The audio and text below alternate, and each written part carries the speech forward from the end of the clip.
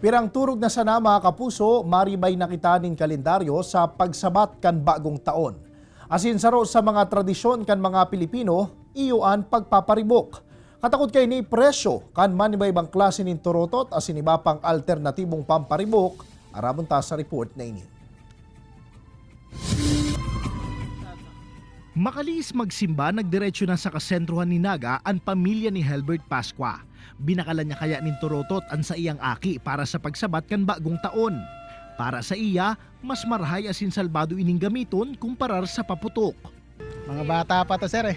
Tsaka kailangan din nila ng kaligtasan nila para masalubong natin ng maayos yung bagong taon. Sa presente, mantinido pa ang presyo kan mga turotot sa syudad. Ang pinakasadit nagkakantidad nin 25 pesos. 35 pesos man ang medium, asin ang pinakadakula, mababakal sa presyong 150 pesos. Kung habo mong maghuyop, pwede na ang air horn na ini sa kantidad na 100 pesos. Ito, kalamitan ito mga bata, matanda. Pwede rin ito sa matanda kasi maganda ang pagkaano nito. Maganda. Kasi po safe siya. Safe na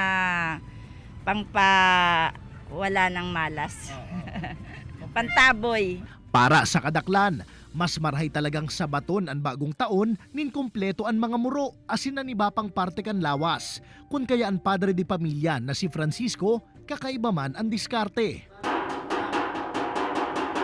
Kasi makakasama sa bata, mga usok, delikado sa bata mga usok, saka yung mga pulbura. Magtatambol, kasirola, saldero, kaya zero shot na lang. Apwera sa mga kagamitan sa harong como alternatibong pamparibok, pwede naman ang mga bihikulo. Minsan yung mga motor namin nila tito, yun yung ginagamit. So, yun yung pinapaingay namin kasi yung iba naka